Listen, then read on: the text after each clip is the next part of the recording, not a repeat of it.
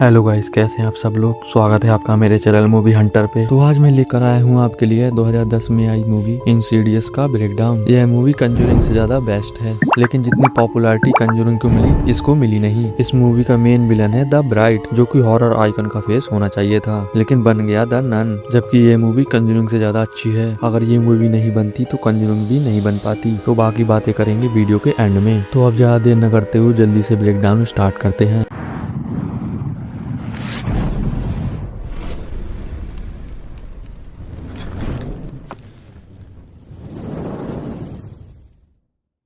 Movie के start में हम देखते हैं एक बच्चे को, जो कि आराम से अपने घर में सो रहा था, लेकिन उसके पास में खड़ी थी एक भयानक सी भूतनी। सामग्री अब आपको दे दी है, अब आराम से चिपक के बैठे रहो। और असल में इसी भूतनी को हॉरर का फेम होना चाहिए था, लेकिन इसकी जगह बन गई द नन, और वो इसी से इंस्पायर्ड है। खैर, यह थी मूवी की ओपनिंग। इसके बाद हम देखते हैं लंबर्ट फैमिली को। अभी अभी एक नए घर में शिफ्ट हुए हैं। ये है जॉर्ज, उसकी वाइफ रैनी, बेटे डेल्टन और फॉस्टर, और सबसे छोटी बेटी कैली। सुबह सुबह सबसे पहले रैनी जागकर नीचे जाती है थोड़ा सामान वगैरह सेट करने, और किताबों को शेल्फ में रखने के बाद वो अपनी फैमिली एल्बम देखने लगी। और तभी उसके पास आ गया डेल्टन, जो कहता है कि मुझे अपना रूम पसंद नहीं, और रैनी उसे समझाती है कि धीरे धीरे पसंद आ जाएगा। एल्बम देखकर डेल्टन कहता है कि मुझे डैड के बचपन की फोटो दिखाओ, लेकिन जॉर्ज के बचपन की फोटो एक भी एल्बम में नहीं है। इसके बाद रैनी ब्लैक फेस बना रही थी, साथ में तीनों बच्चों को खिला भी रही थी, और साथ में फोन पर अपनी शिफ्टिंग के रिलेटेड बात भी कर रही थी। जॉर्ज तैयार होकर आया और अपने काम पर चल दिया, और ये सब देखकर हमें पता चलता है कि यह स्ट्रेस लेना पसंद नहीं करता। वो काम है रैनी का। खैर, रैनी देखती है कि जो किताबें उसने ठीक से रखी थी वो सब नीचे बिखरी पड़ी हैं। उसे लगा कि शायद डेल्टन ने गिराई होगी, लेकिन डेल्टन ने साफ मना कर दिया। अब घर के सारे काम करने के बाद वो थोड़ा टाइम देती है अपने पैशन को, जो कि है म्यूजिक। वो पियानो प्ले करती है, और वो एक दो गाने भी रिकॉर्ड करना चाहती है जो उसने लिखे हैं जॉर्ज के लिए। इसके बाद वो कैली के पास ऊपर जाती है, तो उसे एटिक में से थोड़ी आवाज आ रही थी, इसलिए वो चेक करने ऊपर पहुंची। और लाइट ऑन करने के लिए जैसे ही वो सीढ़ी पर चढ़ी, उसका एक स्टेप टूट गया। यह सब वो देख ही रही थी कि तभी अचानक अपने आप एक फ्लेयर जल गई। इसके बाद लाइट ऑफ करके वो चुपचाप नीचे चली गई। रात को जॉर्ज के घर आने पर रैनी उससे पूछती है कि क्या तुमने मेरा रैकेट म्यूजिक वाला बॉक्स देखा, लेकिन जॉर्ज ने नहीं देखा। उसे भूलकर पूरी फैमिली मौज मस्ती में लग गई, सिवाय डेल्टन के, क्योंकि जब वो अकेला ऊपर खेल रहा था तो एक दरवाजा अपने आप खुल गया था। इसलिए अब वो पहुंच चुका है एटिक में। लाइट ऑन करने के लिए वो भी सीढ़ी पर चढ़ा, लेकिन उस टूटे हुए स्टेप पर पैर रखते ही वो सीधा नीचे गिरा और गिरते ही बेहोश हो गया। कुछ देर बाद जब उसे होश आया तो उसने देखा कि उसके सामने कोई खड़ा था, जो कि हमें दिखाया नहीं गया। पर उसे देखकर डेल्टन इतनी जोर से चिल्लाया कि उसके माँ बाप ऊपर आ गए। उसके सर पर चोट लगी थी, इसलिए इन दोनों को लगा कि शायद गिरने की वजह से चिल्लाया होगा। तो जॉर्ज उसे उठाकर रूम में ले गया, और रैनी भी लाइट ऑफ करके आ रही थी कि तभी उसे दिख गया उसके रैकेट म्यूजिक वाला बॉक्स, जिसे पूरे घर में यह ढूंढ रही थी। पर उसे यहाँ लाया कौन। डेल्टन को सुलाकर वो दोनों भी सोने चले गए, और रात के लगभग 3 बजे हम पहुँच जाते हैं डेल्टन के रूम में, और हमें दिखाई जाती है उसके रूम की खिड़की, जिसके बाहर वाला पेड़ हिल रहा था। अगली सुबह सब अपना रूटीन फॉलो कर रहे थे। रैनी खाना बनाने का, फॉस्टर उसे खाने का, कैली रोने का,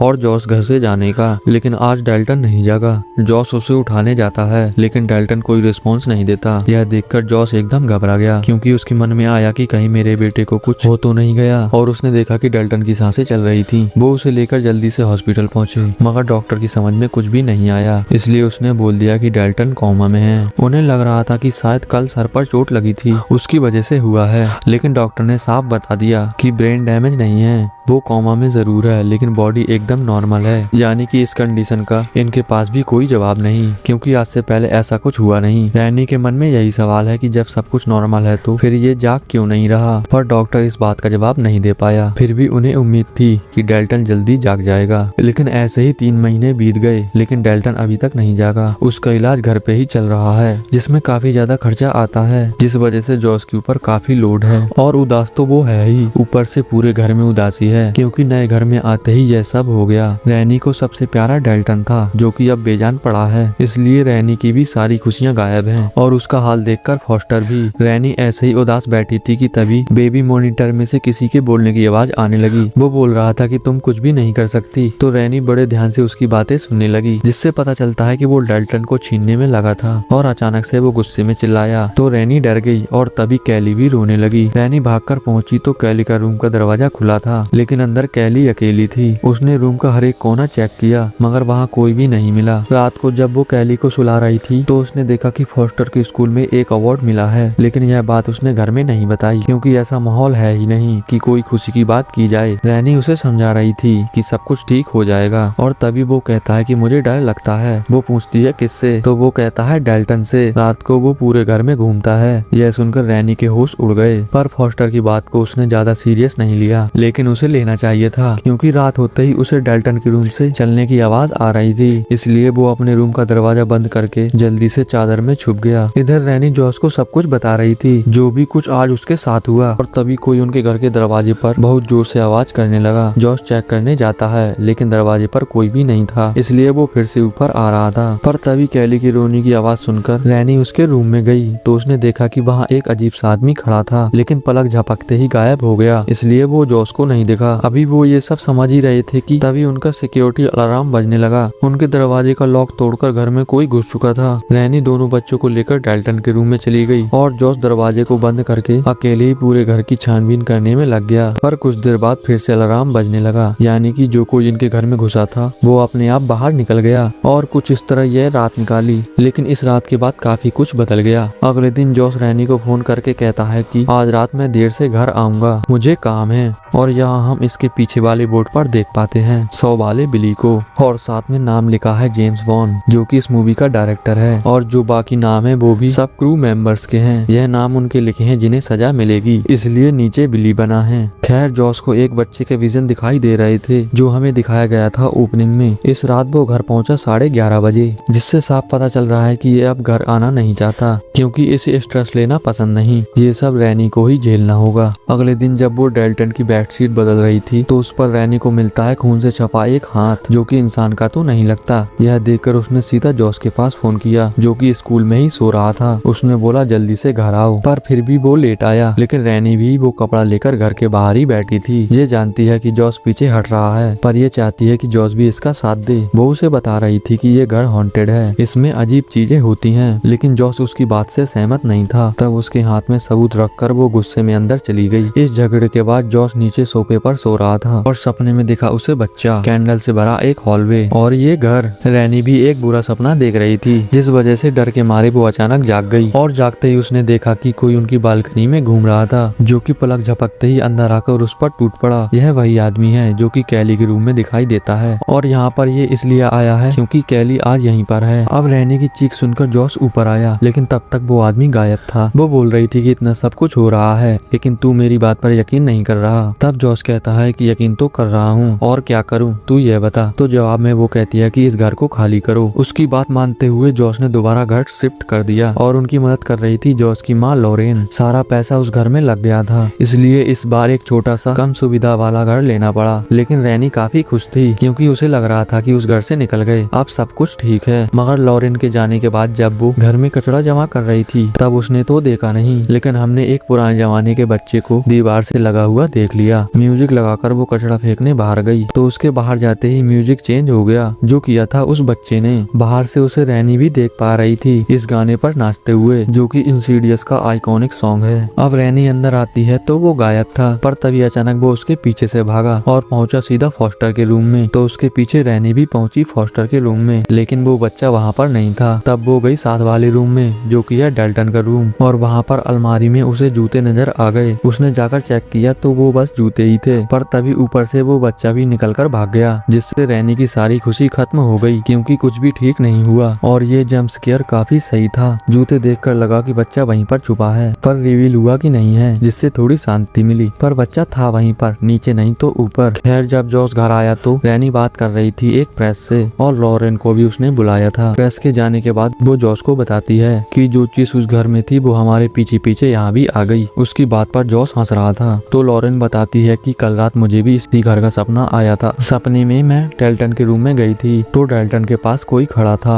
मैंने उससे पूछा कि तुम्हें क्या चाहिए, तो उसने बोला कि डेल्टन। अब यहाँ पर आता है हॉरर मूवी के इतिहास का सबसे बड़ा जंप स्केयर, जब अचानक से लॉरेन को वही सपने वाला डीमन दिखाई देता है जॉस के पीछे, जिसका फेस लाल था और बाकी बॉडी ब्लैक। लॉरेन बुरी तरह डर चुकी थी। तभी डेल्टन के रूम से आवाजें आने लगी, तो इन सब ने जाकर देखा तो पूरा रूम तहस नहस हो रखा था और डेल्टन पड़ा था नीचे। यहाँ भी चादर पर वही हाथ के निशान थे जो कि है उसी डीमन के। अब जॉस दोबारा नहीं हंसेगा। यह सब देखते हुए लॉरेन ने भूत भगाओ टीम को बुलाया जिसमें थे स्पैक्स और टकर। इस मूवी का राइटर, यह बंदा हर काम में खतरनाक है, 100 में मैंने देखा है। खैर उन दोनों ने अपने बचकाने डिवाइसेस से पूरे घर की छानबीन शुरू की और उनकी हरकतों को देखकर जॉस का दिमाग खराब हो रहा था। वो सोच रहा था कि ये दो नमूने कहाँ से आ गए। मच्छर तो ये भगा नहीं सकते, भूत कैसे भगाएंगे। स्पैक्स अपने स्पेशल कैमरा से घर की फोटोज ले रहा था। तभी अचानक डेल्टन के रूम में उसे दिखाई दी 2 क्रीपी बहनें जो कि रेफरेंस है द शाइनिंग का। यह देखने के बाद उसने सीधा अपनी हेड एली को बुला लिया जिसके पास साइकिक पावर है और वो जॉस को पहले से जानती है, लेकिन जॉस उसे नहीं जानता। वो डेल्टन के रूम में जाती है जहाँ बैठ के उसे कोई ऊपर दिखाई दे रहा था। वो उसका हुलिया बता रही थी और टकर बना रहा था। उसका स्केच पूरा होने पर पता चलता है कि वो तो वही रेड फेस डीमन है। अब एली उनसे बताती है कि आखिर मामला क्या है। वह बताती है कि भूतों का साया इस घर पर नहीं बल्कि तुम्हारे बेटे पर है। पहली बात तो डेल्टन कोमा में है नहीं, उसकी बॉडी बेजान पड़ी है क्योंकि बॉडी के अंदर उसकी आत्मा नहीं है। डेल्टन के पास एक काबिलियत है जिसे कहते हैं एस्ट्रल प्रोजेक्शन, जिसकी वजह से वो अपनी बॉडी से निकलकर आत्मा के रूप में कहीं भी जा सकता है और ये सब वो सोते हुए काफी पहले से कर रहा है। बस उसे ये सब सपना लगता था इसलिए वो डरा नहीं और इसी डर की कमी की वजह से वो अपनी बॉडी से काफी दूर चला गया, एक ऐसी जगह पर जिसे कहते हैं द फर्दर। वह ऐसी जगह है जो हमारी दुनिया से कोसों दूर है पर फिर भी हमारे चारों तरफ है। वहाँ पर टाइम काम नहीं करता क्योंकि वहाँ पर रहती हैं आत्माएं और ज्यादातर बुरी आत्माएं। जिंदा लोगों का वहाँ पर कोई काम नहीं, लेकिन डेल्टन वहीं पर फंस चुका है और यही दिक्कत की बात है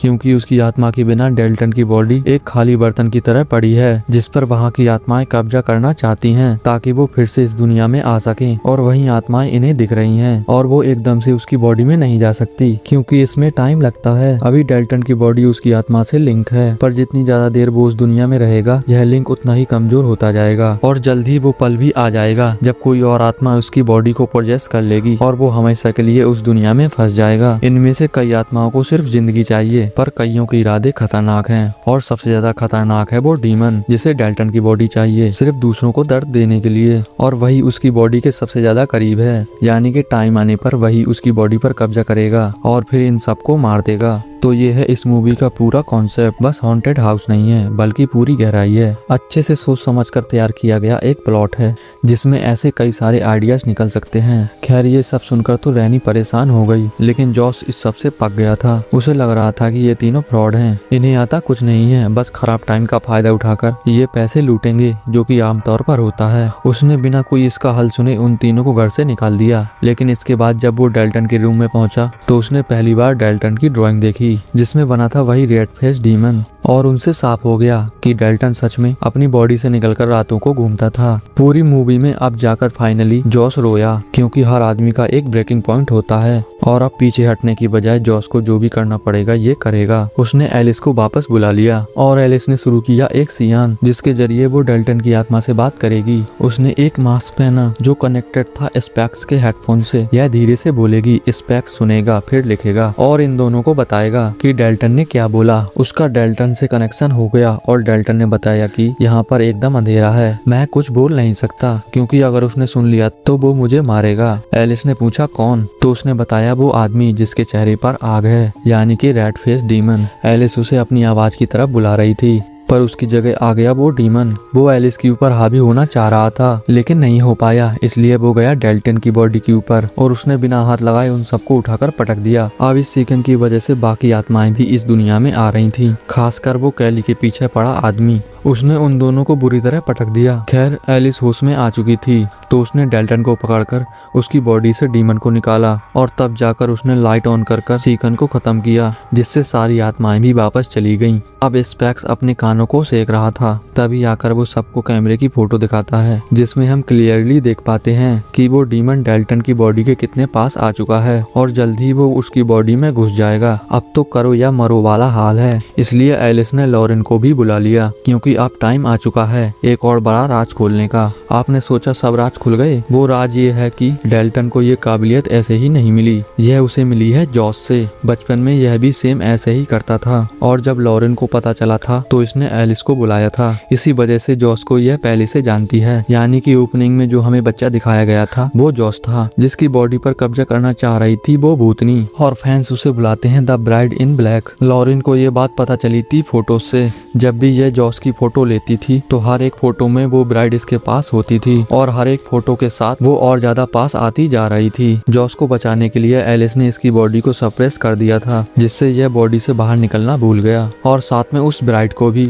लॉरेन ने इसकी सारी फोटो छुपा दी थी, और आज तक भी ये फोटो लेने से डरता है। याद तो इसे कुछ भी नहीं, लेकिन वो डर इसके दिमाग के किसी कोने में आज भी मौजूद है। ब्राइड ने जॉस की आत्मा के साथ सेम वही किया था जो इस डीमन ने किया है डेल्टन की आत्मा के साथ, और जॉस तो टाइम रहते बच गया था। लेकिन डेल्टन के पास बहुत कम टाइम है, अब उसे बचाने का एक ही रास्ता है। जॉस को अपनी बॉडी से निकलकर उस दुनिया में जाना होगा डेल्टन को लाने के लिए, जिसके लिए वो तैयार है। एलिस उसे हिप्नोटाइज कर रही थी, लेकिन वो परेशान होकर उठ गया क्योंकि वो नहीं हो रहा था, और जब वो पीछे मुड़ा तो उसके होश उड़ गए क्योंकि वो तो कब का अपनी बॉडी से निकल चुका था। अब घर से बाहर निकलकर अंधेरे में भटकते हुए वो आगे बढ़ रहा था, तो रास्ते में दिखा उसे फॉस्टर, जो इशारा कर रहा था इनके पुराने घर की तरफ। वो घर के अंदर पहुंचा तो उसके पास से निकलकर एक औरत पहुंच गई ऊपर। और यहाँ इस मूवी ने वार्निंग दे दी है कि थ्रिलर सस्पेंस बहुत हुआ, अब पकड़ो सीधा स्ट्रेट हॉरर। जॉस भी ऊपर पहुंचा तो उस औरत की रोने की आवाज आ रही थी, लेकिन औरत वहाँ पर थी नहीं। तब वो फिर से नीचे आया तो नीचे मिली उसे एक फैमिली जो कि एकदम फ्रीज थे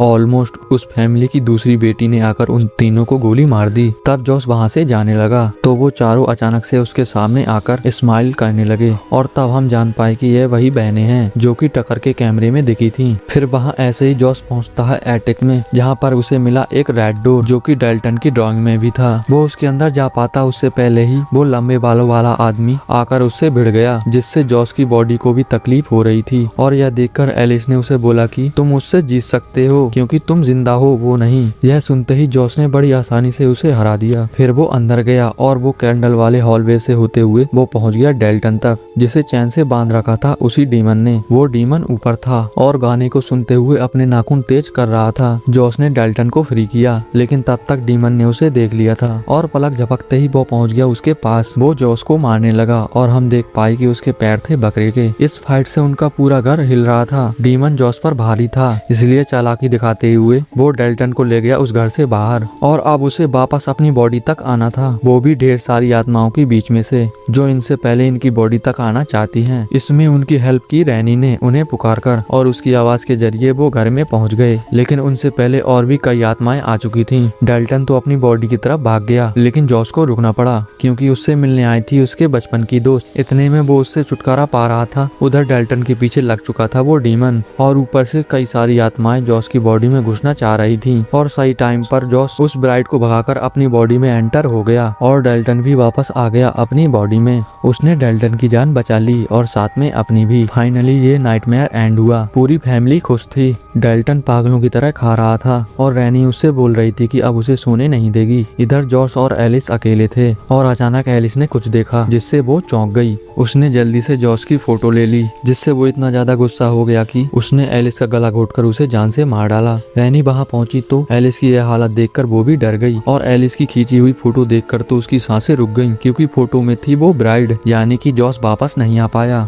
उसकी जगह आ गई ब्राइड। आखिरकार उस ब्राइड ने अपना मकसद पूरा कर लिया। अब वो और किस किस को मारेगी ये तो हम अगले पार्ट में देखेंगे, क्योंकि जैसे ही जॉस ने रैनी के कंधे पर हाथ रखा यह मूवी हो गई खत्म। तो यह मूवी काफी अच्छी है और इसका अगला पार्ट का ब्रेकडाउन भी आने वाला है, तो प्लीज चैनल को सब्सक्राइब कर लेना। बाकी आप बताओ आपको वीडियो कैसी लगी। वीडियो और मेरे एफर्ट पसंद आए हो तो वीडियो को लाइक कर देना, और चैनल सब्सक्राइब करके बेल आइकन भी दबा दो, ताकि मुझे ऐसी ही वीडियोस बनाने की मोटिवेशन मिलती रहे और आपको वीडियोस की नोटिफिकेशन। और मैं मिलता हूँ आपसे अगली वीडियो में, तब तक के लिए बाय।